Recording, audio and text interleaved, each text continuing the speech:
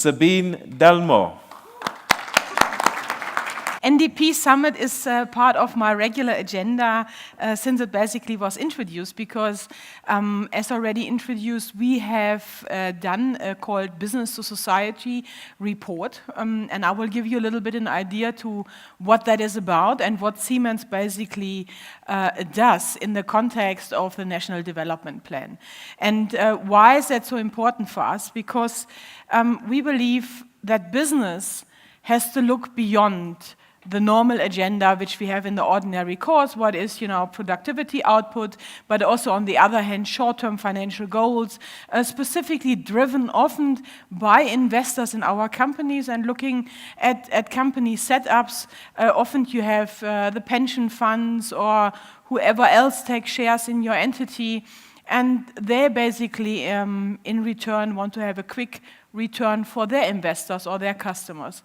But that's not necessarily what drives good business for a company to sustain their business operation over a long period of time. And we truly believe within Siemens that it's time for all the businesses active in a country, but in general society, to look beyond the numbers, to look beyond, the figures you talk in a board meeting, and really think about what can business do to basically change society and also demonstrate to the citizens for that purpose of what business actually does and why business is not alienating against, the society in the sense of being only dependent on a few couple of countries or companies for that purpose, but also being part of the fabric in society and how both parties, the economy, driven mainly by the business, and the residents or the citizens of the country really can make a difference. And we believe strongly that is the way to go.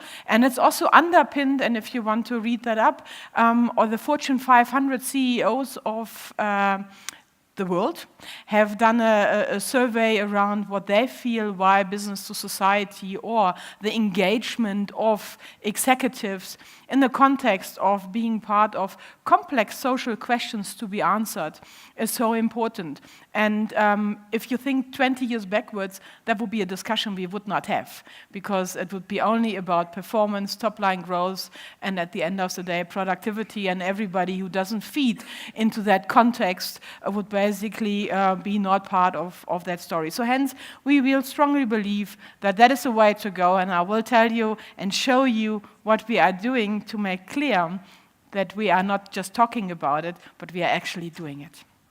So what we basically looked at, and just to give you a little bit an idea of the process, because to have a successful program, both parties at the end of the day will need to be satisfied what will be the result.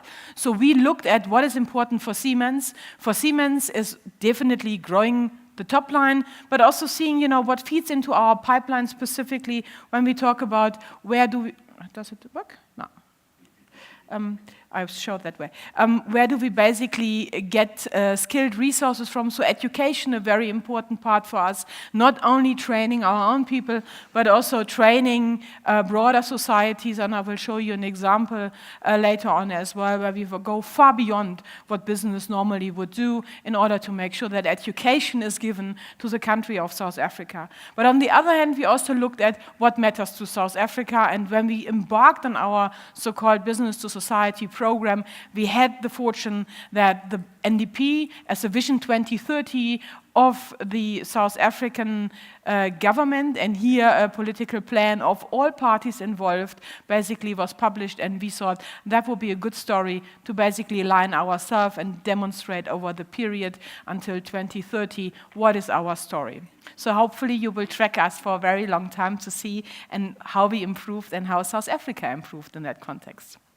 So looking again at the elements of the National Development Plan, and I hope you are all very familiar with it, it's basically driving the economy, creating jobs, enabling innovations, having a sustainable development with regards to CO2 emissions, not that much like currently by the US, because the current US president thinks that's not that important, but we still believe is something to go for, and specifically if you look at other countries, there is a strong need to work on it.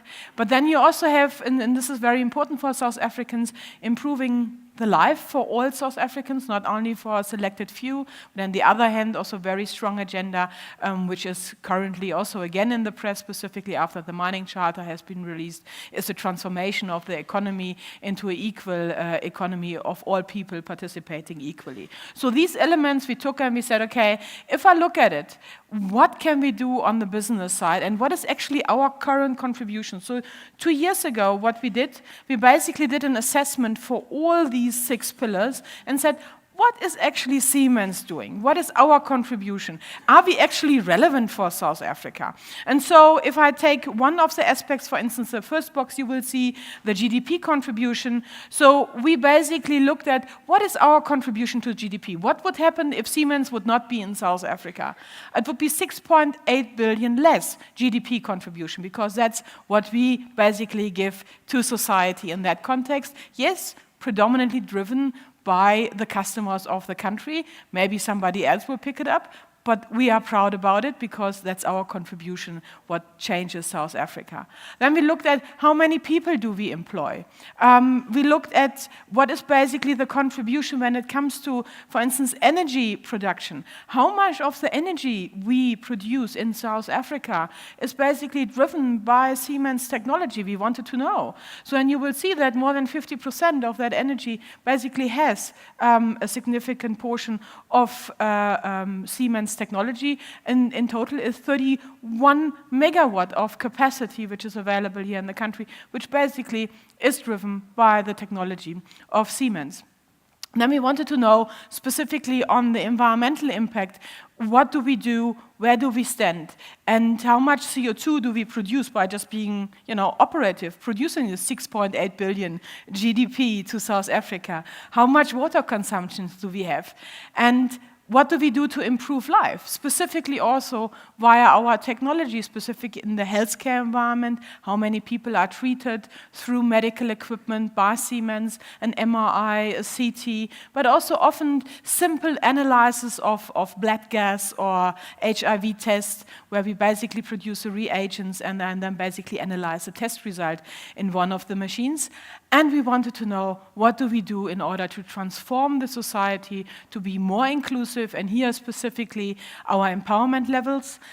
Siemens South Africa is a level 2 empowerment company according to the generic scorecard, and therefore we are at this point in time the most empowered international company with a 30% black shareholding, where I'm particularly proud of, because 15% of the 30% are actually with our employees. So what means, if we do well on the whole agenda of the NDP and driving the goals which are underpinning the National Development Plan, the company will do good, but also our employees will do good, because they're part of the company. We are woven together, so we have all the same interests basically to make it good for all of us. And when you look at all the elements around the National Development Plan, and you could see that we could take the elements and translate them to our business, to what we do, what is Siemens about. Driving technology, driving innovation, driving digitalization for that purpose. And when you see that it was possible for us, it will be possible for other companies as well, because it will help you to track on how you are improving. And I would like to highlight maybe one aspect to you. If we look at one component, the employment equity ratio, it's currently 58% of the working population in Siemens South Africa is basically, according to the statistics of the Department of Labor, the economic active population. And it's a significant improvement from 2 years ago. 2 years ago, we were on 52%. So I'm monitoring as a management, together with my executive team. We can monitor the progress, and we also can communicate that back to our employees, to our customers, to show that because we are monitoring on a regular basis, beyond of what the statistics are by the department or any other obligations, but that we're making improvement, that we can see it. If I take, for instance, the sustainability of the environment, if you look at this point in time, in the last assessment for the last year, we had about 68 kiloliters of water consumed. 2 years ago, it was 88.7 kiloliters of water. So we made a significant improvement. And the same for the CO2 emission reduction. We had now 2.1 kilotons of CO2, a significant downwards from what we had the years before of 3.2. So these are the things where we move forward, and some of the areas where we will continue to improve. And here we also have included a couple of new statistics which we wanted to see, specifically on how many people do we have trained in our customer space, not only our own employees. Our own employees improved by about 100 people over the last year, but we wanted to know how many people did we train with our technology. And another aspect which we basically have incorporated is a more detailed assessment on what we do on enterprise development and supplier development. How many people feed into our supply chain, or how many people did we bring into a sustainable business where they can run their own operation, not necessarily depending on us. So I'm very proud of it, and I hope I will be invited to the National Development Plan discussion of the Vision 2030 many times more, because I would like to give you an update on how we are improving on a regular basis to see that it really makes good business sense, not only for the company but also for the people to follow that process. And just an example, out of the 240,000 cars produced in South Africa, 50% are produced with Siemens technology. And that is exactly in the space, the digital space, the automation space, where you see massive improvements when, where South Africa can play in a global league. As I mentioned, one aspect which we are actively tracking as well is what is the contribution not only in job creation within Siemens, but how many jobs do we create outside of Siemens. And by fostering a stronger supply chain by companies coming up in the enterprise development scene, we will have more companies being dependent on the number of jobs we will have within Siemens. And at this point in time, it's about 15,600 people which are basically impacted by the 1,460 employees we have in our company. And 90% of these jobs which we have within Siemens are skilled jobs, so they're exactly in the space which will be able to serve later on the digital world, because Siemens is one of the biggest digital and electronic companies in that scene worldwide. But what is interesting, and I think that is something what you need to take with, is that 28,000 people globally are depending on Siemens outside of South Africa. And that is because we are executing projects from our hub here in Johannesburg in many of the countries, like in Ethiopia, like in Kenya, and in Ghana, and we make a big difference to other people on the continent. And that is 89% of that 28,000 people which are depending on South Africa doing good. So we have quite a responsibility, not only in Siemens, and I think if you go into other countries and other companies, you will see a similar scenario. We have a responsibility for the continent, so better South Africa gets it right, because there are a lot of people depending on us. And the remaining 11%, you will ask where they are. They are basically in our headquarters in Germany, in our factories in China and India, where we also produce for our market here in South Africa. And it shows you that South Africa is inwoven into the society, not only in South Africa, but globally. And to end the journey at this point in time, to give you also an idea of what is our commitment, we started 157 years ago with our first connectivity project at that point in time, and it's basically a radio telegraph which we basically sold to the, at that time, Republic of South Africa, which wanted to know when the English will come and invade them. So that was in Simonstown, and they wanted to know in Cape Town timely up front when the enemy will come along. But as you can see over the pipeline and the timeline from 1860 until now, we have been involved in many of the significant projects of South Africa, which made South Africa what it is today. And we are particularly proud if you take 1994, where we have one initiative with the youth space program, which is basically a program we are supporting since then, which takes care of kids which don't have family, which are in foster houses.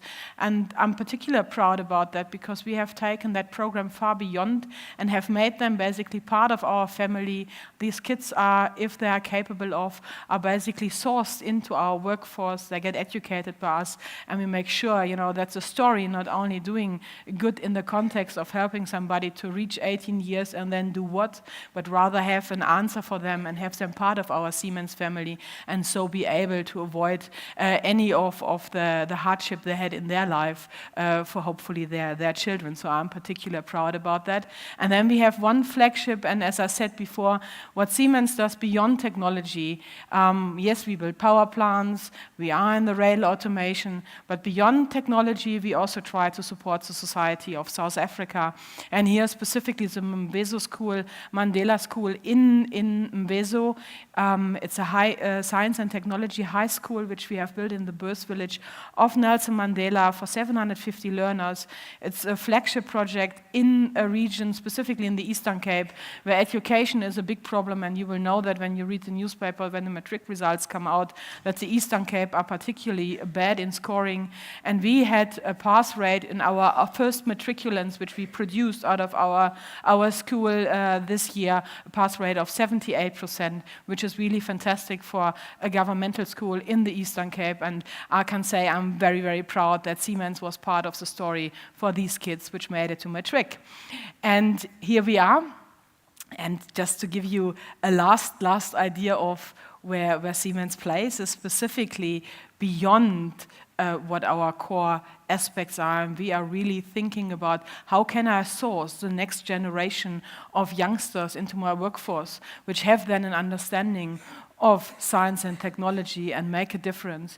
We have basically, through our Siemens Trust, which supports the education of science and technology in the space of where Siemens is active, we have trained 500 educators over the last years, and which have basically read 35,000 learners through our experimento kit. And that's a training kit which we have available, which you basically can start already in the kind of kindergarten from the fourth year of education somehow until the end of high school, learning different application on how electricity and how electricity can make a difference in life and in the application of ordinary processes can work, and really get people and kids hot for science and technology. Because our biggest worry we have at this point in time, also with our open vacancies we have in our workforce, is that it's very, very difficult to find these highly skilled people